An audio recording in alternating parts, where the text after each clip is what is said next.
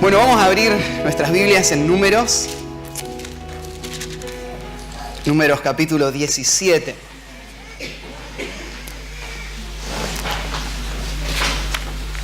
Y seguimos hoy con una historia que comenzó la semana pasada y que abarca 3 capítulos en realidad. Es un mismo tema, así que necesito recordar lo que estudiamos juntos la semana pasada. El pueblo de Israel, después de la gran rebelión, después de haber dicho no a Dios, después de haberle dado la espalda a la tierra prometida y en incredulidad, haber dado la espalda a todas las promesas de Dios, ahora está destinado a vagar en un desierto por 40 años. En ese desierto Dios va a probar sus corazones, va a trabajar para limpiar su corazón y prepararles para la entrada, porque ellos sí van a entrar. Dios no va a fracasar, Dios dijo que ellos iban a entrar a la tierra, así que Él lo va a hacer. Lleve el tiempo que lleve, cueste lo que cueste, Israel va a entrar. Y eso Dios se lo asegura, porque no depende de ellos. La entrada a la tierra depende de la promesa que Dios le ha hecho a Abraham hace siglos. Así que ellos no pueden arruinarle los planes a Dios. Y nadie puede hoy tampoco. Dios es un Dios soberano. Y Él ha planeado lo que Él va a hacer de cada uno. Y Dios está obrando sus propósitos de bien en su pueblo. Y a nosotros, Dios nos ha prometido, nosotros que somos su pueblo, Él ha prometido que Él va a terminar la obra. Y Él la va a cumplir. Entonces, podemos confiar en eso. No importa lo que pase, no importa qué tan oscuro se vea el camino, Dios no va a fracasar. Si somos parte de su pueblo, Él va a hacernos entrar a la tierra. Eso no quiere decir que no vamos a pagar el precio por nuestra rebeldía. Va a haber consecuencias. Y parte de esas consecuencias para Israel es una vida desperdiciada. Una vida que podría haber estado llena del gozo que Dios les prometió, ahora es una vida seca, una vida de vagar en un desierto sin rumbo. Y esos 40 años no van a contar para nada, no van a aportar nada, no van a sumar nada. Es más, nosotros vamos a ver que de los 40 años de peregrinaje en el desierto, lo único que se nos cuentan son unos cuantos incidentes. No se nos dice nada más. Porque todos esos años es como que fueron quemados. Nada quedó de todos esos años, nada valioso. Solamente un par de lecciones negativas de lo que el pueblo no tiene que hacer.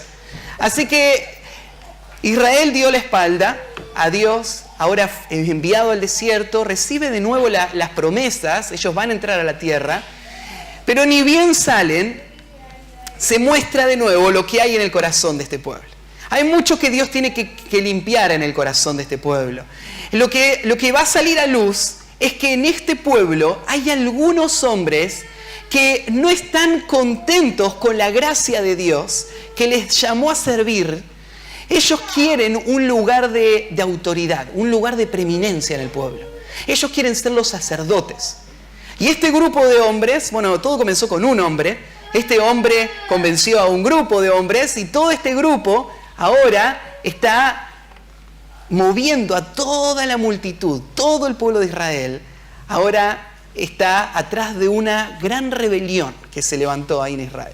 La semana pasada estudiamos ese momento donde este hombre Coré convenció a sus 3 compañeros y ellos a los 250 líderes y ellos a toda la nación, diciéndoles de que Moisés no era el líder de Dios. De que Moisés se había puesto ahí por su cuenta y que él no era un buen líder porque no había hecho nada de todo lo que había prometido.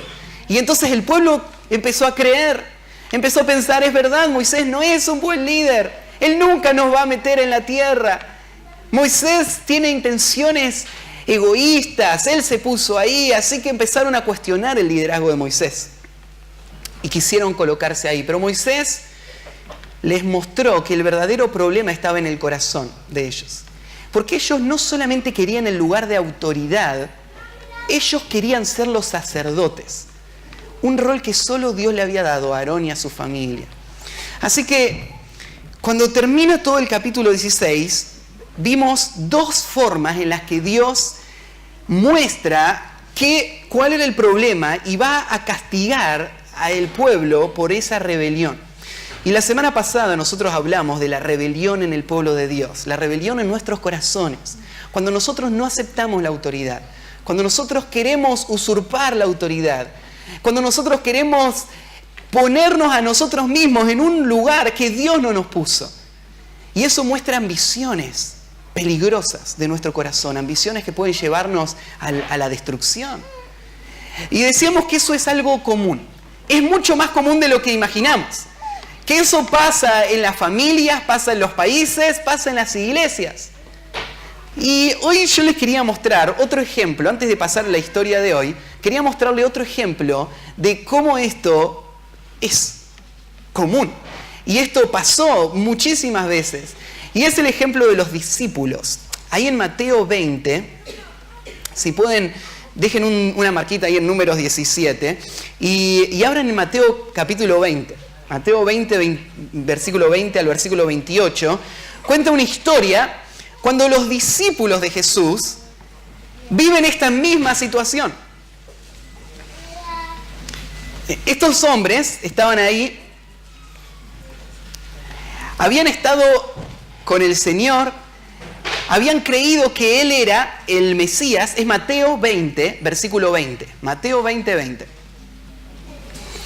Los discípulos habían estado con el Señor, habían creído que Él era el Mesías, creyeron entonces que Él era el Rey prometido y ahora acompañan a Jesús. Y uno podría decir, bueno, estos hombres están siguiendo a Jesús porque lo reconocen como el Señor y ellos ahora están dispuestos a obedecer todo lo que Jesús les diga. Pero en esta historia te das cuenta de que había otras motivaciones. Hay cosas que estos hombres desean. ¿Y qué es lo que desean? Desean poder, desean autoridad, desean honor y honra. Y eso te hace pensar cuánto de lo que los discípulos hicieron habrá estado movido por esas motivaciones. De repente un día salió a luz lo que había en el corazón de todos ellos. De todos, incluyo a todos, porque todos están incluidos en este pasaje. Y la historia va así. Hay una mamá, que es la mamá de los hijos de Zebedeo, que viene a Jesús a pedirle a Jesús que sus dos hijos en el reino tengan un lugar de honor. Le dice, ella viene con un pedido, Jesús le dice, ¿qué quieres? Ella le dice, ordena que en tu reino se sienten estos dos hijos míos, el uno a tu derecha y el otro a tu izquierda. El lugar de más alto privilegio, a la derecha y a la izquierda del Señor, de más alto honor, es lo que esta mujer está pidiendo para sus hijos. Y esta mujer no lo pide por cuenta de ella solamente. Estos dos hijos son los que están moviendo esto. Porque cuenta la historia, más adelante, que los 10 discípulos se enojan. Pero no se enojan contra la mamá, se enojan con los dos. Se enojan con los dos porque entienden que ellos son los que están moviendo esto.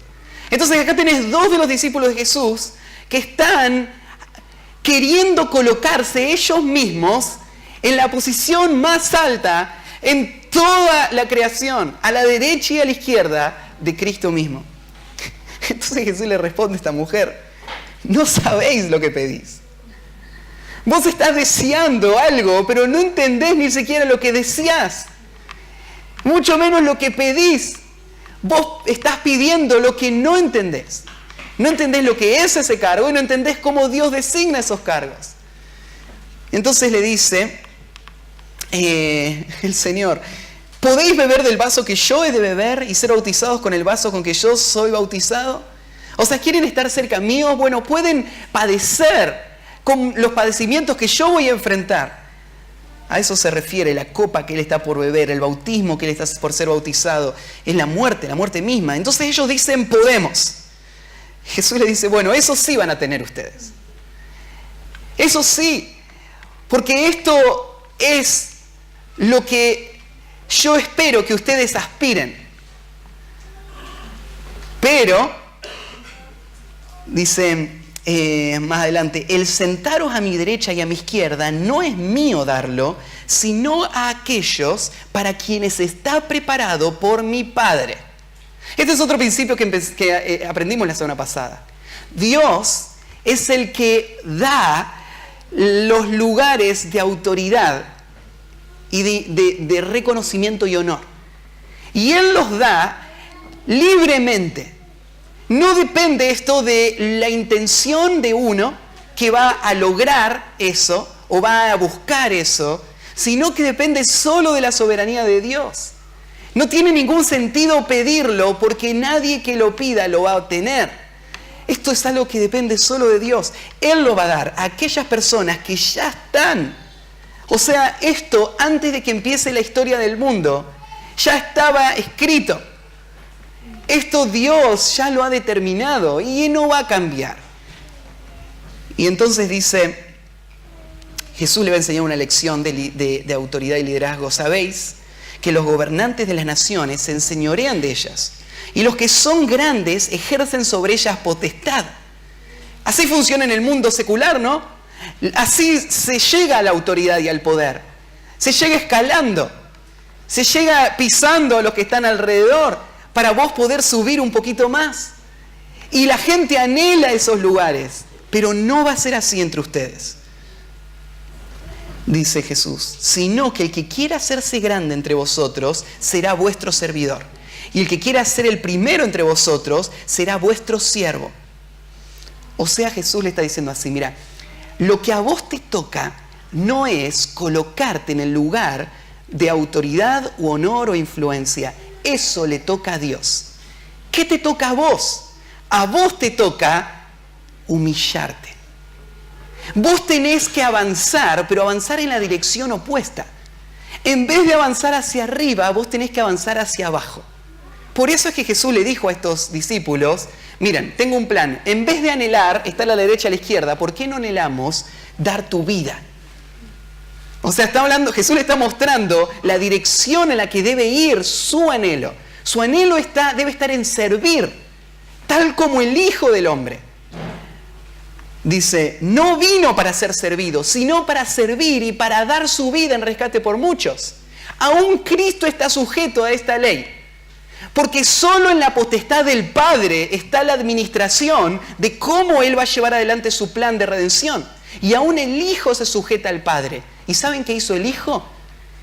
Exactamente lo que Él nos pide a nosotros de hacer. El Hijo no buscó el honor y la gloria. Cristo no dijo, ¿cómo voy a llegar yo a estar en la cabeza de toda la creación? El Hijo lo que hizo fue sujetarse al Padre y humillarse. Fue en el camino hacia abajo, hacia lo más bajo. Y entonces el Padre, que desde la eternidad había planeado que su Hijo esté por sobre todas las cosas y sujetar todas las cosas bajo Él, entonces después que se humilló hasta lo sumo, lo exaltó hasta lo sumo. Y entonces el Hijo dice, ahora ustedes hagan lo mismo. Imítenme a mí, no busquen el lugar de autoridad y de preeminencia, busquen el servicio. El que quiera ser grande va a ser el servidor. Esa es la verdadera grandeza en el reino de los cielos. Así es nuestro Rey y así debemos ser nosotros. Cualquier otra cosa que no sea eso viene de la carne, viene del pecado, viene del mundo, no viene de nuestro Rey, no viene de Cristo, ¿sí? Entonces, ese fue el principio que veíamos la semana pasada. Y el principio nos enseñó entonces que Dios es el soberano de su pueblo. Él lo administra, Él lo coordina, Él pone a las autoridades que Él quiere poner para cumplir sus propósitos. Y Dios dejó esto muy en claro con dos juicios que vimos en la semana pasada, ¿no? En primer lugar, vimos a hombres que ellos quisieron ponerse en el sacerdocio y ellos entonces fueron aniquilados, fueron quemados frente a la presencia de Dios por querer tomar ese lugar que no les correspondía. La segunda vez que aparece el principio es cuando toda la congregación se levanta y murmura contra Moisés y no se sujeta a este liderazgo, y entonces Dios lo que hace es trae muerte. ¿Se acuerdan que empieza en un punto del campamento a venir la plaga? Y están muriendo, están cayendo muertos todos, muerto. ¿Y se acuerdan lo que pasó? Hay un hombre que es Aarón, que es el que Dios eligió. Este hombre sale corriendo y llega hasta ese punto con un incensario en la mano y entonces la muerte frena. Y entonces de esa forma, una vez más, Dios demuestra, es a Él a quien yo elegí. No hay otro sacerdote posible, no hay nadie más que pueda frenar la muerte, más que aquel a quien yo elegí. Es Aarón. Ahora, cuando llegamos al capítulo 17, la historia sigue. En realidad, cuando Moisés escribió esto, él no dividió la parte anterior y esta. Es una misma historia. El capítulo fue puesto más de 3.000 años después, fue que se pusieron capítulos y versículos. Por 3.000 años estos pasajes no tenían capítulo y versículo, estaban todos juntos. Esta es una misma historia que viene. Y después de la segunda confirmación, ahora el capítulo 17, lo que es una tercera confirmación, donde Dios va a decir, quiero que entiendan muy bien esto, a quien yo elegí es a Aarón. Él es el sacerdote, no voy a aceptar a nadie más. Y todo lo que leemos en el capítulo 17 tiene ese único propósito, quitar toda duda y poner toda la atención sobre Aarón y decir, es él. Ahora, esto me hace pensar en algo. Bueno, el tema de hoy se va a llamar Dios confirma a quien elige. El capítulo 17 va a ser eso, una confirmación más. Dios va a demostrar, Aarón es a quien yo elegí. Pero me hace pensar en algo. ¿Por qué es tan importante para Dios volver a confirmarlo? ¿Por qué es que Él no quiere que la gente esté todo el tiempo pensando si habría otro que podría ocupar ese rol, o anhelando ese rol, o cambiando ese rol? ¿Por qué Dios quiere que se mantenga ese rol? Bueno, hay una razón que va más allá que Aarón. Y va más allá que cualquier líder humano. Es que Aarón es una sombra de otro líder. Es una sombra de otro sumo sacerdote. El gran sumo sacerdote. ¿Ustedes se acuerdan cuando estábamos estudiando en Levítico, o en Éxodo y en Levítico, estudiamos del sacerdocio? Y estudiamos de que Aarón es una figura de Cristo. Porque el libro de Hebreos nos dice eso, ¿no? Que Jesús es el gran sumo sacerdote del cual se anunciaba en el tiempo de la ley. Aarón era un sacerdote, pero solamente cumplía ritos que hablaban de el verdadero intermediario, la verdadera salvación. Jesús es el verdadero sumo sacerdote que entró en la presencia de Dios con la sangre de su propio sacrificio para expiar los pecados. ¿Y se acuerdan que cuando vimos, por ejemplo, las vestimentas de Aarón? ¿Se acuerdan cómo él estaba vestido? Cada detalle de su vestimenta, hablando del carácter y del ministerio de Cristo. Donde Aarón llevaba, ¿no es cierto?, una mezcla entre ese sacerdote y un rey. Donde ese sacerdote entraba a la presencia de Dios con los nombres de todo el pueblo sobre sus hombros para interceder por todo el pueblo. Ese es Aarón. Entonces, tanto su vestimenta como sus actividades, todo muestra a Aarón como el futuro intermediario, el futuro sumo sacerdote. Y esto es la razón por la que Dios no quiere dejar pasar este momento. Dios va a volver a insistir y decir, tienen que reconocer que Aarón es el único a quien yo elegí para ser el sumo sacerdote que puede interceder por ustedes. Nadie más puede aspirar a ese lugar. Porque lo que Dios está haciendo es mostrando que hay uno, y uno solo a quien Él ha elegido para cumplir la imagen que Aarón está mostrando. Es el Salvador. Dios está llevando a Israel a entender de que ellos no pueden elegir quién va a ser el Salvador. No pueden elegir quién habla en nombre de Dios y quién no habla en nombre de Dios. Quién intercede a favor del pueblo y quién no intercede a favor del pueblo. Es Dios quien lo eligió. Entonces Dios va a mostrarle al pueblo de Israel que va a haber una forma muy clara en que ellos van a saber de que Él es el que Dios eligió. Cuando llegue el gran sumo sacerdote, no va a quedar ninguna duda de que Él es a quien Dios eligió como el único intermediario, el único sumo sacerdote. Y eso es de lo que habla este pasaje. Bueno, ahí en 1 Timoteo 2:5, Dios, anoten, solo hagan la notita ahí. Pablo dice, porque hay un solo Dios y un solo mediador entre Dios y los hombres. Jesucristo, hombre. Hay un solo Dios y un solo mediador. Bueno, este tema es un tema muy importante para nuestro tiempo. Porque nosotros vivimos en un tiempo donde la gente siente que nosotros, los cristianos, somos intolerantes. Que nosotros somos demasiado exclusivos. Porque dentro de las demás religiones, uno puede creerla y aún así aceptar que cualquier otro crea lo que quiera creer. Entonces hoy se juntan los líderes del mundo, de todas las religiones, y dicen, todos adoramos a un mismo Dios. Dejemos de lado las peleas. Y todos adoremos cada uno por el canal que quiera adorar. Si vos querés adorar a Dios a través de Mahoma, hacelo. Si querés adorar a Dios a través de Buda, hacelo. Si querés adorar a Dios a través de cualquier idea que puedas tener, hacelo. Porque al fin hay un solo Dios. Y todos podemos llegar a ese Dios en cualquiera de estos caminos. Pero cuando vos escuchás eso, una alarma se tiene que prender en tu mente. Porque no es lo que nos dice la Biblia. La Biblia no nos dice que hay muchas formas para llegar a Dios. Jesús dijo, yo soy el camino, la verdad y la vida. Nadie viene al Padre si no es por mí. El mensaje de la Biblia es sumamente exclusivo. Hay un solo camino a la salvación. Fuera de eso es todo perdición.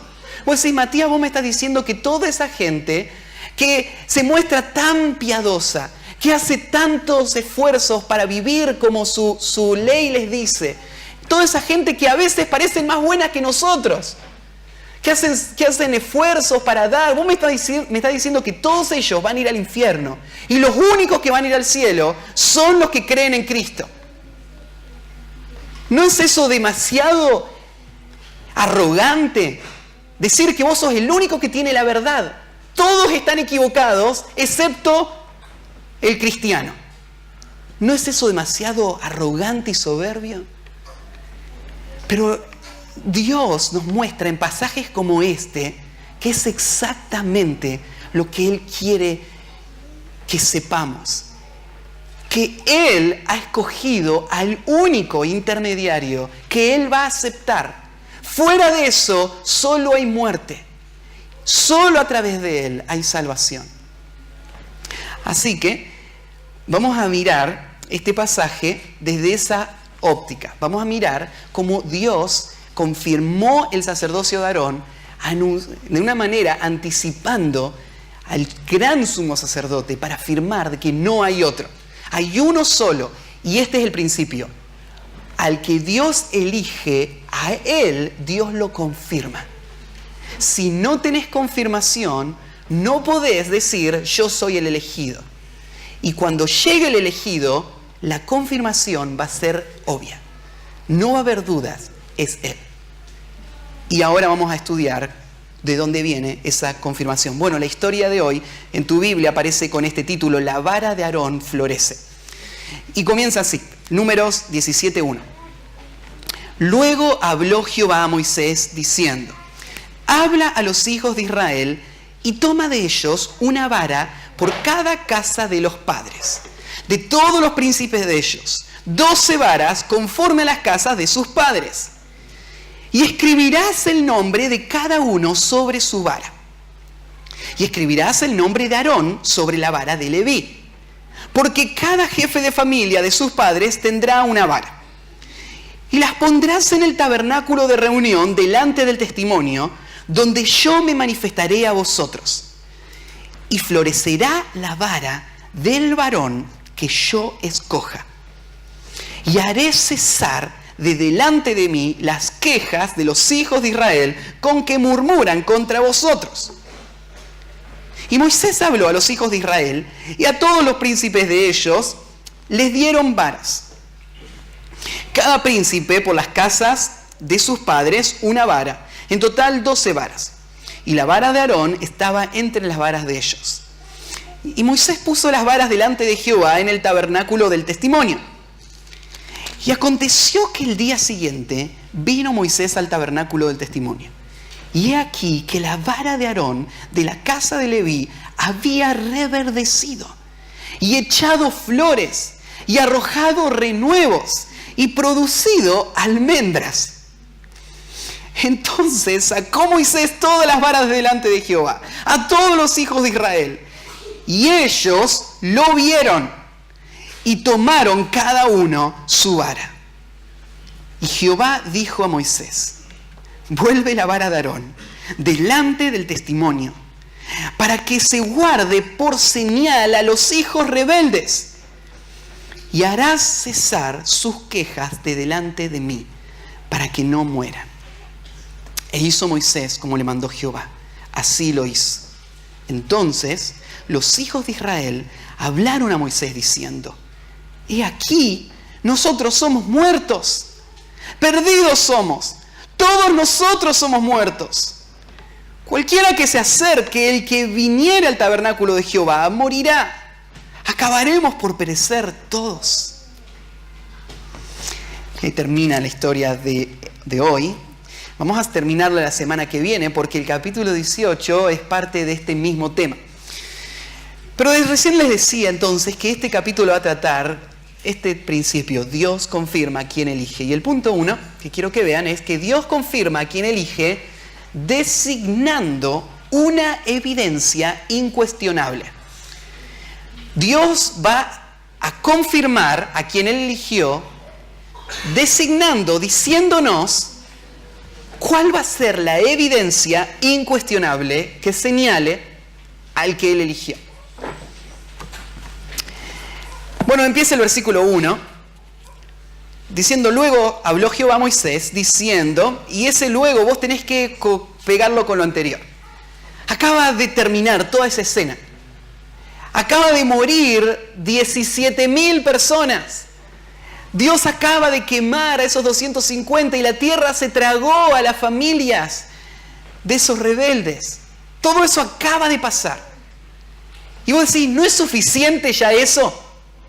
¿No es suficiente evidencia de que cualquiera no puede tomar el rol del sacerdote? Pero para Dios, no. Hay algo más que va a ser la evidencia final. Todos estos versículos, mirá, tenés que entenderlo a la luz del versículo 5. Dice al final: y haré cesar de delante de mí las quejas de los hijos de Israel con que murmuran contra vosotros. Lo que está diciendo Dios es: yo voy a hacer esto para que no haya más duda y nadie más aspire a ese rol. Se van a acabar las quejas contra ustedes. Van a haber quejas de otra clase. Pero ya nadie más va a decir: yo voy a ser el sacerdote. Eso es la razón por la que Dios va a hacer todo esto del capítulo 17. Entonces, ¿qué es lo que Dios va a hacer? Versículo 2, habla a los hijos de Israel: y toma de ellos una vara por cada familia. Una vara por cada casa de las tribus, de los padres, de todos los príncipes de ellos. Bueno, el sistema va a ser así. Cada príncipe es conocido por sus cetros. En el mundo antiguo se usaban, hoy en día solo se usan de forma simbólica. Pero viste que cuando en nuestro país se hace el traspaso de mando al presidente de la República, se le entrega un bastón, ¿no?, que representa autoridad. Esa costumbre es muy vieja. Los reyes, ellos tenían sus báculos, sus bastones, que representaban su autoridad sobre todo este reino, todo este imperio. Y acá vos lo que tenés son príncipes. Estos príncipes no llevaban consigo todo el tiempo báculos de autoridad. Por eso se dice que a ellos se les dieron varas. Pero acá tenés un símbolo. Vamos a ver qué autoridad humana es capaz de producir esta señal para mostrar que ellos son el designado de Dios. Acá están los líderes de la nación. Uno de cada tribu, la cabeza. El que tiene más poder y más autoridad sobre todos. A él lo vamos a representar con una vara. La vara de la autoridad de este líder. Y vamos a traer cada una. Y el versículo 5 es el que dice cuál va a ser la prueba. Bueno, lo van a poner, el versículo 4, perdón, lo van a poner todos adentro del tabernáculo, delante del testimonio, o sea, en el lugar santísimo, frente al arca, tenían que estar colocadas las 12 varas. Un detalle más. Acá menciona 12, pero después de decir las 12, menciona, y también la de Aarón con la tribu de Leví. O sea, que adentro de la carpa había 13 varas. Estaban las 12 varas de las 12 tribus, más la tribu de Leví. Vos me decís, pero si hay 12 tribus. Bueno, ya hablamos de esto, ¿no? José tuvo 2 hijos y esos 2 hijos se los colocó como cabezas de tribus también. Entonces, en realidad hay 13 tribus. Siempre se usa el número 12 porque tienen enfoques distintos, como Dios cuenta esos 12. Pero acá vos tenés 13 varas. Están las 12 tribus y la vara de Aarón va a ser puesta en el centro. Él va a representar la tribu de Leví. Y en cada vara estaba tallado el nombre de la persona, no sea que se mezclen las varas y después haya alguna confusión. Vamos a ponerle acá el nombre de la persona. Y le tallaron el nombre de Aarón y de cada uno de los líderes. Y el versículo dice que Dios se va a manifestar ahí. Dios va a mostrar su voluntad. Y el versículo 5 dice entonces, ¿cuál va a ser la prueba? Y dice así, y florecerá la vara del varón que yo escoja.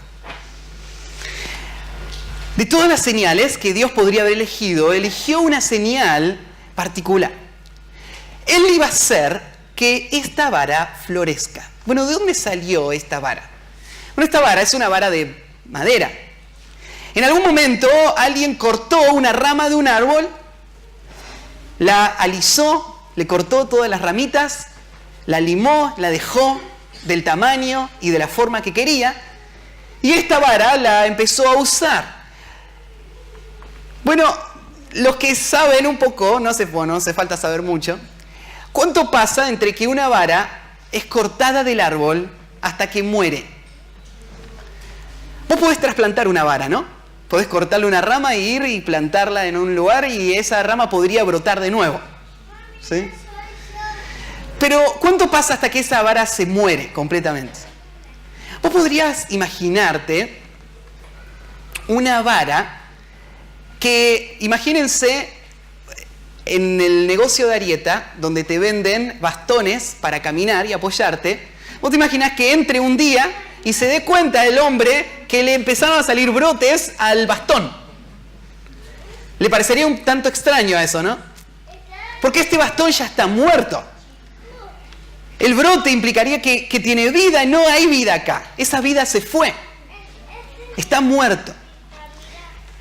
La señal tenía que ver con esto.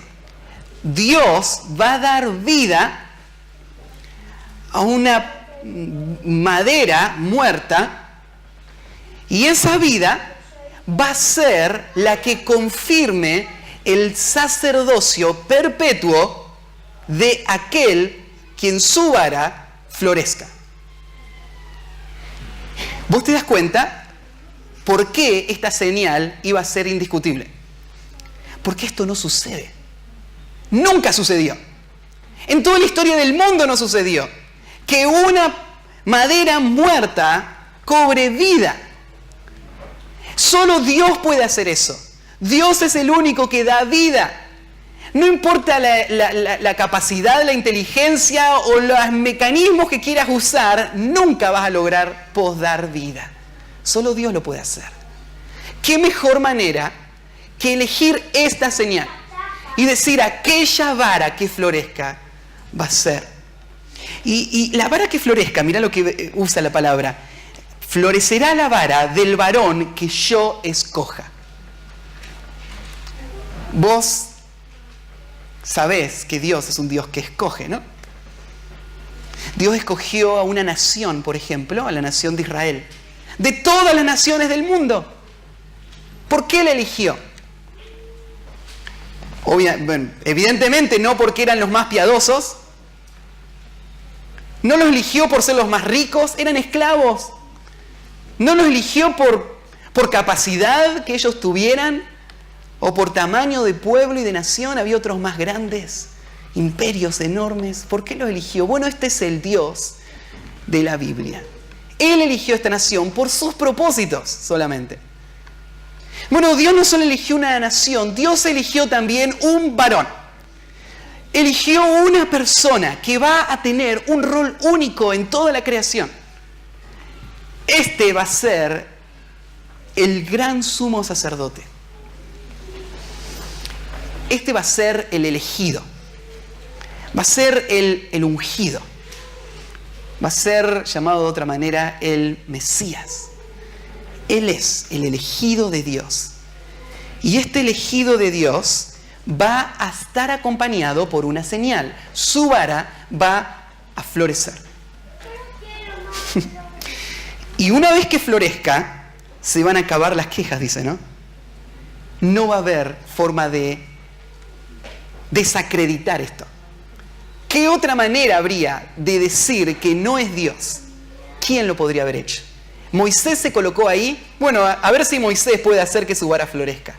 ¿Vos querés ser el que esté ahí? Bueno, acá está el desafío. Hacé que tu vara florezca. Si vos podés hacer que tu vara florezca, entonces vos sos el elegido. Este era el desafío para estas personas. Te hago una pregunta. ¿Cómo sabes que tu fe es la fe verdadera? Vos sabés que hay gente en este mismo momento, en el mundo entero, aferrada a toda clase de creencias, aferradas a toda clase de líderes. En este mismo momento, vos tenés millones y millones de musulmanes en el mundo entero que creen que Mahoma es el profeta de Dios, es el intermediario, es el único que habla verdad en cuanto al único Dios verdadero. Él es el único intermediario, es Mahoma. Y ellos son celosos de su fe. ¿Cómo sabes que tu fe es verdadera y la de él es falsa?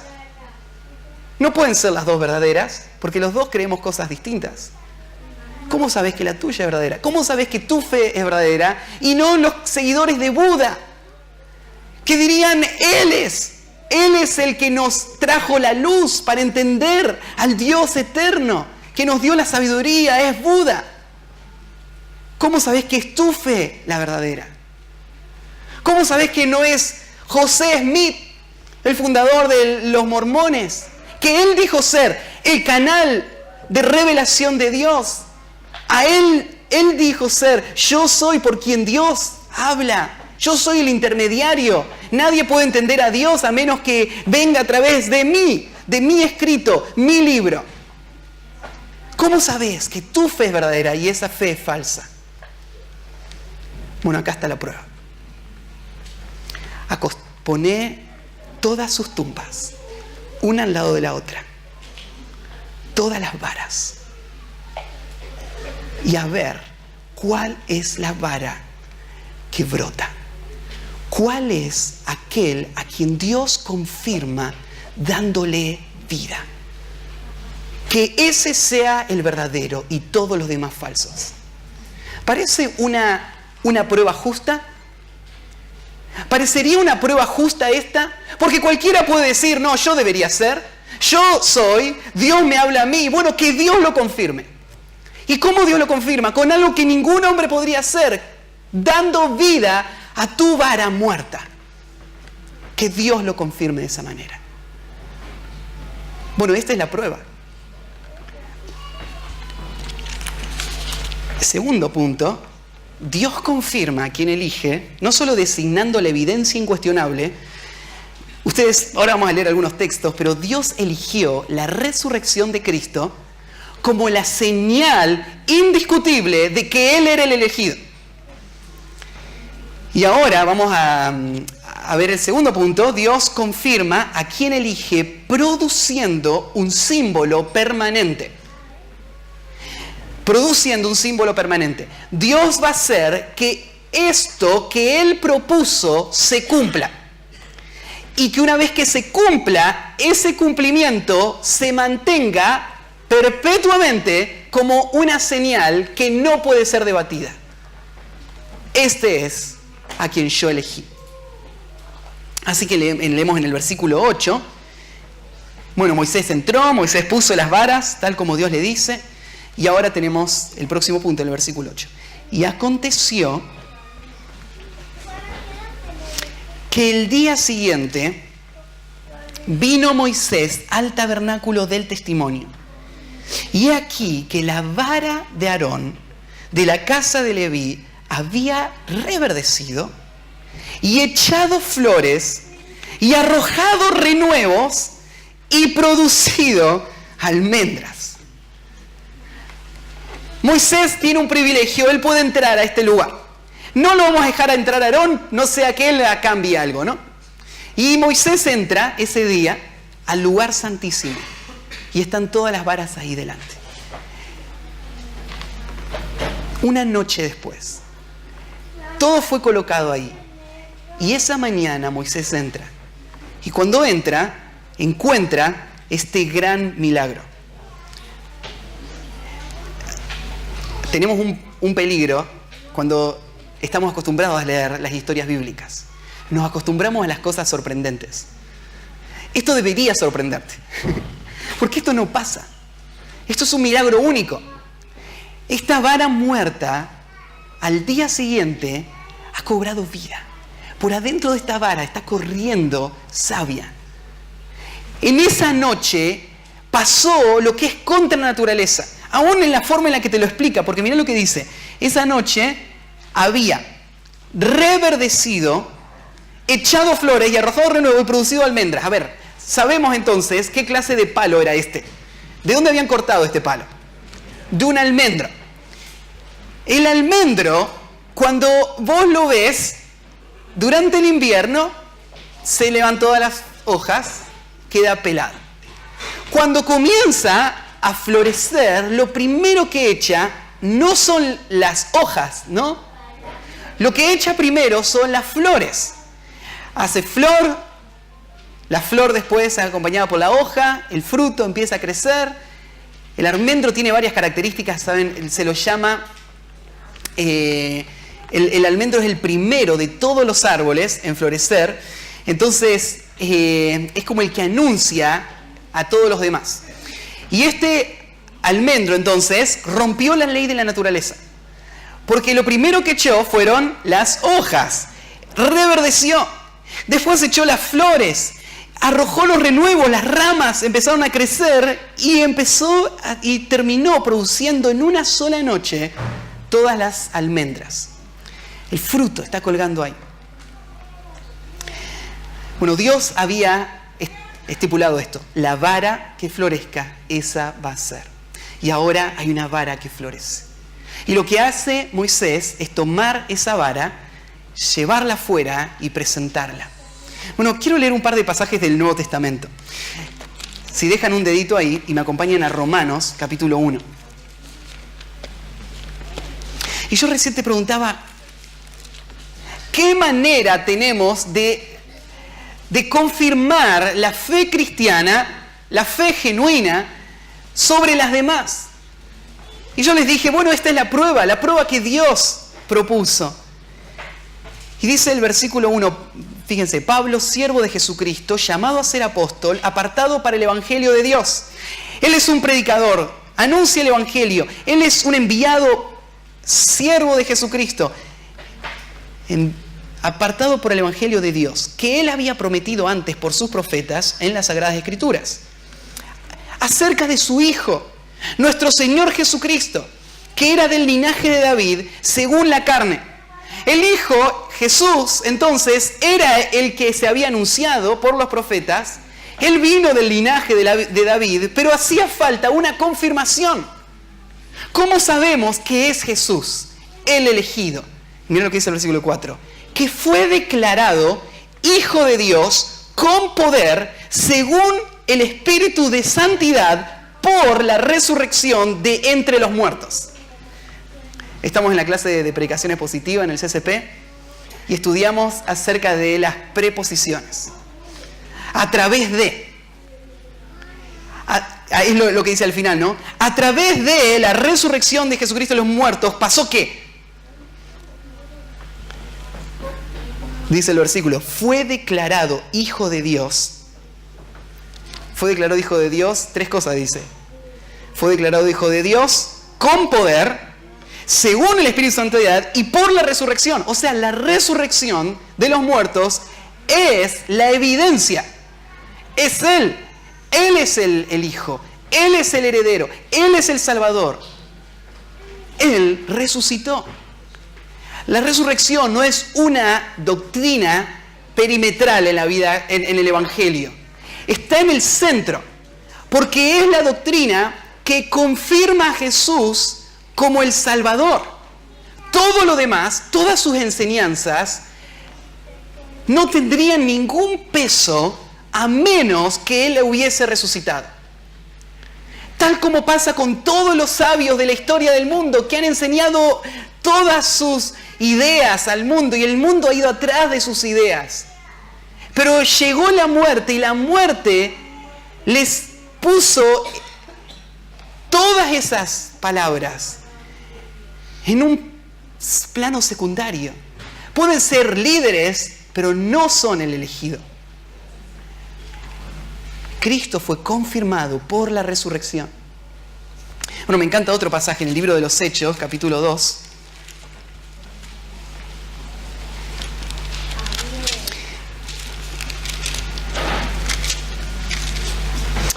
Pasaron los siglos. El pueblo de Israel había estado esperando el Salvador. Hechos capítulo 2. Vamos a leer el versículo 22 en adelante. Y el pueblo de Israel estaba esperando la llegada del Mesías. Pero cuando llega el Mesías, estas ambiciones de las que habíamos hablado llevaron a los líderes a matar al Mesías. Hechos 2, versículo 22. Lo llevaron a matar al Mesías, levantaron toda la turba en contra del Señor. La misma escena que habíamos estudiado antes. Y ahora se levanta un apóstol, uno de los discípulos, y va a predicar. Va a predicar que Jesús es. Pero ¿cómo va a ser si Él murió? Israel no esperaba que muera su Mesías. Él murió. Pero Pedro se levanta con coraje a decir, Él es. Y miren cómo va su discurso, el versículo 22. Varones israelitas, oíd estas palabras. Jesús Nazareno, varón aprobado por Dios entre vosotros con las maravillas y prodigios y señales que Dios hizo entre vosotros por medio de Él. O sea, este hombre tiene el sello de Dios. Dios lo aprobó a este hombre. Con las señales, las maravillas, como vosotros mismos sabéis, a este, entregado por el determinado consejo y anticipado conocimiento de Dios, prendisteis y matasteis por manos inicuas, crucificándole. Pero no termina la historia ahí. Porque dice, al cual Dios levantó, suelto los dolores de la muerte, por cuanto era imposible que fuese retenido por ella. Dios hizo reverdecer esa vara. Dios la hizo vivir de nuevo y ahora es la señal. Él es el elegido. Y entonces llama Pedro al pueblo a reconocer que Cristo es ese Mesías, que ellos rechazaron y que ahora Él viene a juzgar y a reinar. Entonces, bueno, volvamos a Números, y llega el versículo 10. Entonces, la señal que había sido anunciada se cumplió. Y ahora es tomada esa vara, sacada de ese lugar secreto y hecha pública. Moisés lo saca, versículo 9. Todos la ven. La resurrección de Cristo no sucedió en secreto.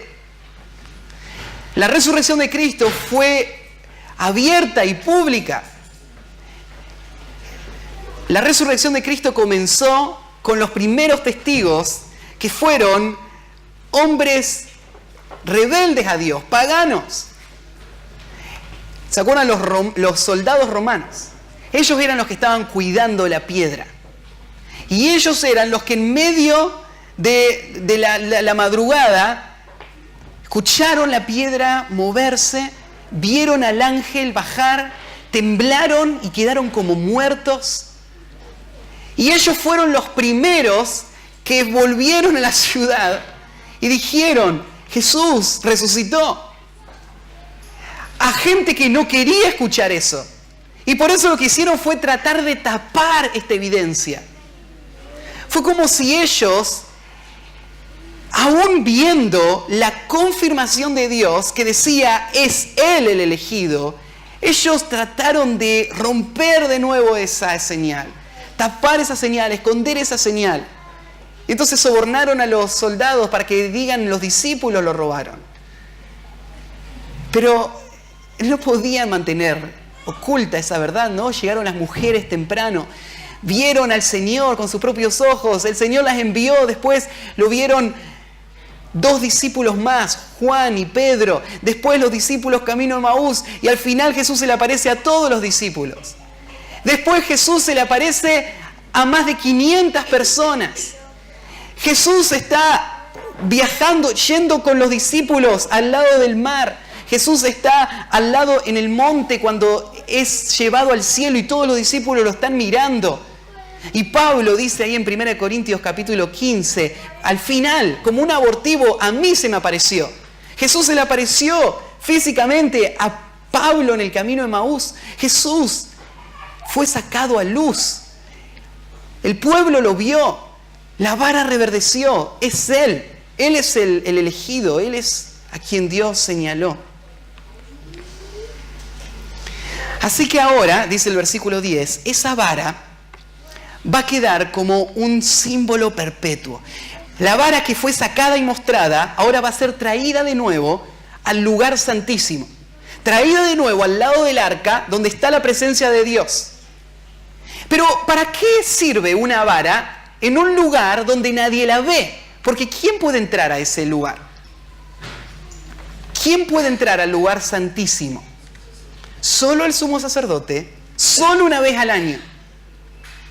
Si quisiéramos mostrar esta vara, ¿no sería mejor ponerla en la puerta del tabernáculo? Para que todos vean y todos recuerden, Aarón es el intermediario. Pero esa vara es llevada de nuevo a la presencia de Dios. Porque esa vara se va a mantener florecida con sus hojas, con sus ramas, con sus flores y con sus almendras por el resto de la historia de Israel. En ese lugar, al lado de la presencia de Dios. Y no hace falta que esa rama esté a la vista de todos, porque todos ya la vieron. Y vos decís, pero Matías, los que vieron esa rama ya murieron. Y ahora están sus hijos. ¿Cómo saben sus hijos que esa rama realmente está ahí? No hace falta verla. Los testigos están. Los testigos dieron su voz. Ellos dijeron ver la rama. La rama está ahí adentro. Y a partir de ese día, Israel supo que ahí adentro estaba esa rama florecida. Si se fijan, después pueden anotar en Hebreos, capítulo 9, versículo 4, describe el tabernáculo. Describe qué hay en cada lugar del tabernáculo. Describe los elementos. Describe el altar, describe el lugar santo y todo lo que hay ahí. Y después describe el lugar santísimo. Y mira, bueno, describe el lugar santo y dice así: el cual tenía un incensario de oro y el arca del pacto cubierta de oro por todas partes. en la que estaba una urna de oro que contenía el maná. O sea, cuando Israel, vamos a ver más adelante, antes de que cese el maná de venir, Dios le dijo a Moisés que tenía que agarrar una urna, poner maná y guardarlo junto con las cosas sagradas en el lugar santísimo. Así que acá está diciendo el autor de Hebreos, ese maná se mantuvo ahí. Y agrega después, la vara de Aarón que reverdeció y las tablas del pacto. Entonces, adentro del lugar santísimo estaba el arca. En el arca estaban las tablas de la ley, estaba la urna del maná y estaba la vara de Aarón que reverdeció. Esa vara quedó como un símbolo perpetuo como la señal de que Dios confirmó, este es el Salvador. Bueno, ahí en el Nuevo Testamento tenemos las palabras que nos hablan de cuál fue la señal, fue la resurrección, pero la resurrección viene después seguida por la ascensión. Jesús va a ser llevado al lugar santísimo de nuevo. Y Él va a estar en la presencia de Dios perpetuamente. Su resurrección sigue siendo válida hoy. Pasaron 2000 años. Nosotros no lo vimos a Jesús resucitado, pero el Jesús resucitado está hoy en el lugar santísimo, dando testimonio que Él es el elegido. Está a la diestra de Dios. Dice, por ejemplo, en Romanos capítulo 8, versículo 34, dice, ¿quién es el que condenará? Cristo es el que murió. Más aún, el que también resucitó. Y no termina ahí. El que además está a la diestra de Dios. El que también intercede por nosotros. Jesús es el que está a la diestra de Dios después de la resurrección. Bueno, Hebreos 5, 9 y 10 también dice lo mismo. Habiendo sido perfeccionado, vino a ser el autor de eterna salvación para todos los que le obedecen. Y fue declarado por Dios sumo sacerdote según el orden de Melquisedec. Así que lo que vemos en esta vara que reverdece es ese símbolo de la confirmación de Dios sobre la obra de Cristo. Y lo señala Dios a Cristo como el único sumo sacerdote, el único intermediario. Bueno, queda un punto más, y es este. Dios primero confirma a quien Él elige, designando una evidencia incuestionable. Segundo, produciendo un símbolo permanente. Hasta el día de hoy sigue siendo esa la evidencia. Yo te preguntaba recién, ¿cómo sabes? La respuesta es, Cristo resucitó. La resurrección de Cristo. Esa es la única garantía que vos tenés de que tu fe es verdadera. Dios la confirmó por medio de la resurrección. Vos decís, ¿cómo sé que Jesús resucitó? Bueno, no es difícil comprobar el hecho histórico de la resurrección, escuchando a los testigos. Testigos que fueron seguidores de Cristo y testigos que no eran seguidores de Cristo. Gente que vivió en la época de Jesús, que dejó escritos que mencionan su resurrección hasta el día de hoy. Entonces, cualquier persona que niega la resurrección de Cristo es simplemente por ignorancia y por rebeldía. No hay ninguna evidencia que niegue esta resurrección. La resurrección es real. Cristo está a la diestra del Padre y Él es nuestra garantía. Pero hay un tercer punto y es este. Dios confirma a quien elige estableciendo un temor reverente. Estableciendo un temor reverente. El hecho de que Dios, de una forma tan categórica, señale a su elegido, va a producir temor. Bueno, hay dos clases de temores. Porque, imagínate, vos estás diciendo, yo recién te decía, Matías, vos estás diciendo entonces que todo el mundo, todas las religiones, todas las tribus que han vivido en todos los lugares inhóspitos, inalcanzados, todos ellos creían algo falso en un Salvador que no salva y todos ellos fueron a un rumbo a una eternidad de condenación. Vos me estás diciendo que los únicos salvados van a ser los que crean en Cristo como su único Salvador.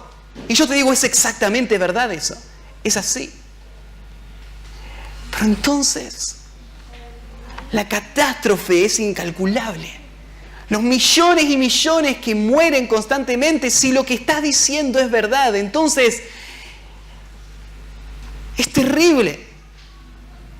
Si me estás diciendo que una persona aún podría estar dentro de la iglesia cristiana y nunca haberse aferrado a la persona de Cristo y aún ahí perderse, entonces es terrible la condición. Y es exactamente lo que pasó con el pueblo después de esta evidencia. Después que se mostró la vara, dice el versículo 11. Bueno, Moisés lo hizo, llevó la vara, versículo 12. Entonces los hijos de Israel hablaron a Moisés diciendo: he aquí, nosotros somos muertos. Perdidos somos. Todos nosotros somos perdidos. Cualquiera que se acercare, el que viniera al tabernáculo de Jehová, morirá. Acabaremos por perecer todos. Todos vamos a morir. Fíjate cómo la incredulidad de este pueblo le arrastra de un lugar a otro, de un extremo a otro. Solamente un par de días antes, ¿se acuerdan que ellos habían dicho: todos nosotros somos santos? Todos nosotros tenemos acceso a Dios. No necesitamos intermediario. Nosotros vamos a ganar. Nosotros estamos en la posición de tener intimidad con Dios. Nosotros podemos ofrecer sacrificios a Dios. Ahora, un par de días después, lo que están diciendo es: ya no hay salvación. Todos estamos muertos. Nadie se va a salvar entonces. Bueno, ninguna de las dos cosas son verdad. Cualquier persona que quiera llegar a Dios en sus propios méritos, que quiera llegar a Dios como su propio sacerdote, establecido por Él mismo, o siguiendo los sacerdotes falsos establecidos por ellos mismos, esas personas van a morir. Pero hay un camino de salvación. Hay un sacerdote que es el que intercede. Hay un sacerdote que es el que puede traer salvación. Entonces la esperanza de este mundo no es decir: entonces con lo que vos afirmás, nadie se va a salvar. No, sí se van a salvar cuando crean en el único que puede salvarles.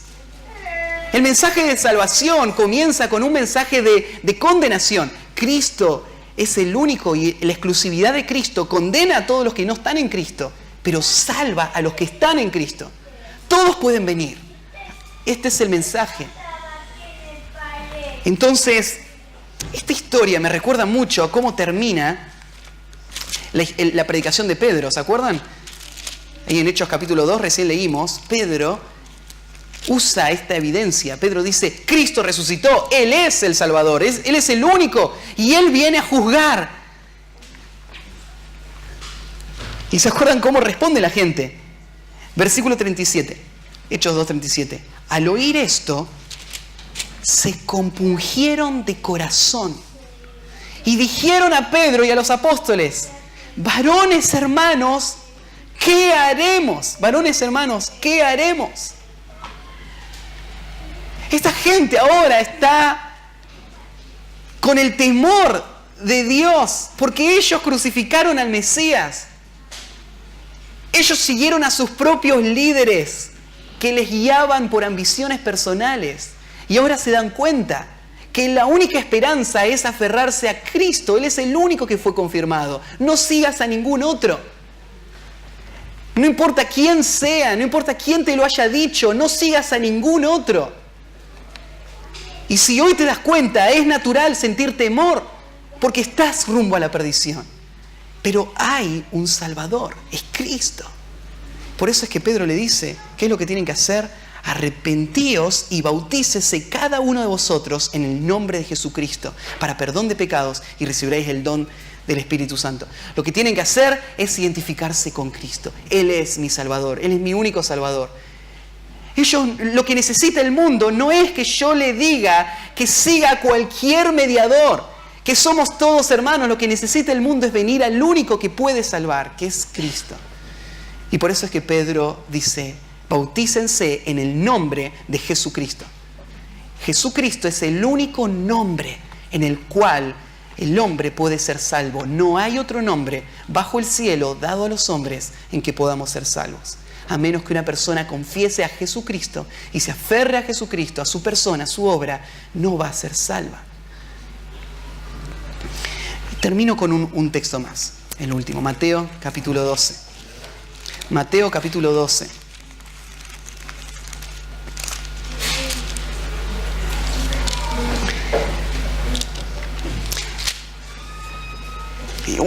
Una vez más, en este pasaje vemos que Jesús va a anticipar cuál va a ser la señal que va a demostrar que Él es el elegido. ¿Y cuál es la señal? Es la resurrección. Esa es la señal. El Padre designó esa señal. La vara que reverdezca, ese va a ser mi elegido. Jesús confirma, esa va a ser la señal. Miren lo que dice en el versículo. Entonces respondieron algunos de los escribas y de los fariseos diciendo: Maestro, deseamos ver de ti señal. Lo que están diciendo estas personas es: ¿cómo sabemos que vos sos? Jesús, vos nos estás diciendo que le demos la espalda a todo lo demás. Vos me estás diciendo que yo deje mis ídolos, que deje mis estatuas, que deje mis creencias, que deje mis supersticiones, que deje todo lo que creí desde mi infancia, todo lo que me enseñaron. Me está diciendo que deje todo eso y que te siga a ti. Pero ¿cómo sé que vos sos la verdad? ¿Cómo lo sé? Danos una señal. Eso es lo que queremos ver, una señal. Jesús le responde: la generación mala y adúltera demanda señal. Pero señal no le será dada, sino la señal del profeta Jonás. Miren, no va a haber muchas, no van a ser las clases de señales que vos quisieras ver. O sea, si yo te diría, por ejemplo, para que creas en Jesús, en este momento va a empezar a llover oro del cielo. ¿Te gustaría? Una vez me llegó en el Facebook un videíto de un pastor chileno que podía hacer llover oro del cielo. Y la gente de la iglesia venía y mostraba las pepitas de oro que habían llovido durante la predicación. No se vayan a Chile, por favor. No sé si pasó una vez o muchas veces, pero este pastor decía poder hacer eso. Entonces, eso le confirma, ¿no? Él viene de Dios. Bueno, a no ser que haya en el río del techo tirando pepitas de oro, ¿no? O que haya algún otro ser espiritual que podría hacer milagros y señales. Esto no confirma que una persona viene de Dios, ¿no? No necesitas muchas señales. Jesús dice: una sola señal vas a tener para saber que yo soy. La única señal es la señal del profeta Jonás. ¿Y cuál es la señal del profeta Jonás? Porque como estuvo Jonás en el vientre del gran pez 3 días y 3 noches, así estará el Hijo del Hombre en el corazón de la tierra 3 días y 3 noches. O sea, este hombre, ¿se acuerdan la historia de Jonás? Imposible. Él estaba como Jonás, pero no este Jonás, otro Jonás. Pero es como el nombre de Jonás. Es la historia del profeta que fue enviado a Nínive. Él no quiso ir. Al final termina en la panza del pez. 3 días y 3 noches. Simbólicamente muerto. Después de 3 días y 3 noches, él vuelve al mundo de los vivos.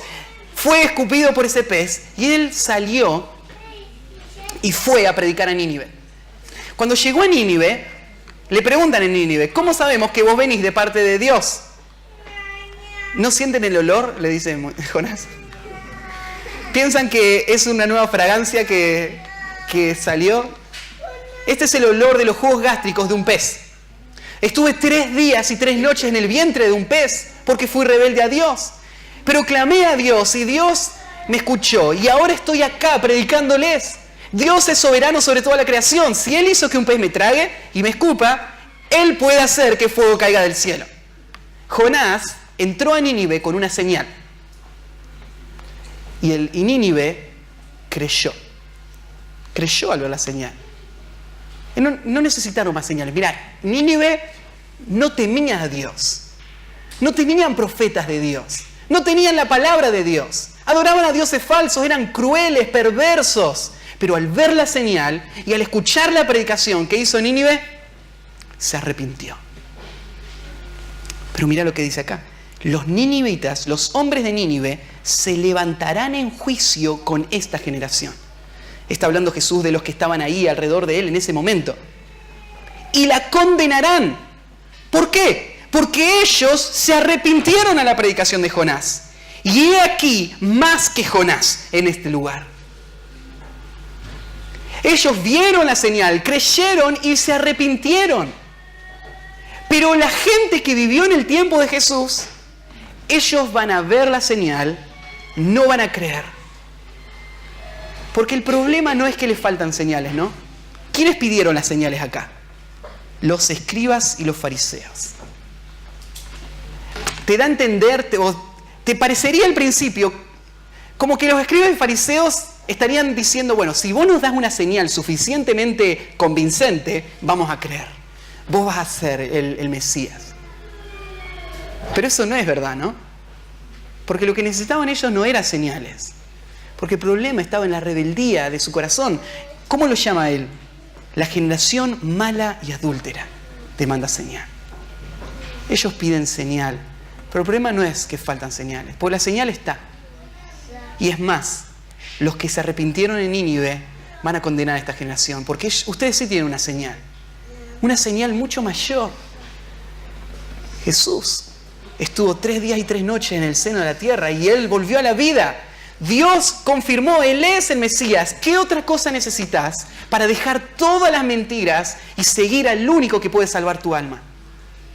¿Qué otra evidencia necesitas para dejar tu vida independiente, donde vos la gobernás, para seguir tus propios deseos y venir y sujetarte a Cristo como tu Mesías y tu Salvador? La reina del sur se levantará en el juicio con esta generación y la condenará, porque ella vino de los confines de la tierra para oír la sabiduría de Salomón, y aquí más que Salomón en este lugar. Si vos creyeras de verdad que Jesús es el Mesías, si creyeras de verdad, no te faltan señales, la señal está, Él resucitó, Él volvió a la vida, no hay otro, Él es el único camino. Bueno, eso se mostraría en tu actitud hacia Él, en tu deseo de seguirle, de conocerle, de obedecerle, de rendirte a Él. Y por eso es que las generaciones pasadas van a condenar. Van a condenar con su ejemplo. La pregunta es si ellos te van a condenar a vos. Si te condenarían a vos, porque vos no tenés excusa. No necesitas más evidencia. Jesús es la verdad, es la única verdad. No hay opción, creer en Él, porque Dios lo confirmó. Él es el Salvador. A Él debemos sujetarnos, a Él debemos seguir. Bueno, que el Señor no nos encuentre rechazando su verdad, sino que el temor nos haga venir al Salvador. Oramos. Padre, gracias por tu palabra, gracias por este pasaje que necesitamos oír. Lo necesitamos nosotros que hemos creído, porque afirma nuestro corazón. Nosotros estamos en la verdad. No estamos en una de las verdades. No estamos en algo que esperamos que sea verdad. Estamos en la única verdad que ha sido confirmada desde el cielo. Y dependemos del único sacerdote instituido por tu mano, Cristo. Pero es la verdad que necesita oír este mundo también. Ayúdanos a proclamarla con convicción. No hay otro camino, no hay otra verdad, no hay vida fuera de Cristo. Y Señor, que el mundo pueda venir a ti. Amamos al mundo, no queremos que se pierdan. Pero no hay salvación de ninguna otra manera. No hay nadie que pueda frenar la plaga de muerte que arrasa sobre el campamento, más que el mediador que tú elegiste, que pueda salvar. No hay nadie más. Señor, te rogamos que tú puedas traer salvación a este mundo que se pierde sin Cristo, que está esclavizado por un príncipe que opera en este mundo, en los hijos de desobediencia, para engañar, cegar, y que está arrastrado por personas ambiciosas que han creado toda clase de mentiras y engaños, que arrastran a las multitudes a su propia muerte. Señor, que el mundo pueda escuchar la verdad. Te clamamos a ti en el nombre de Cristo Jesús. Amén.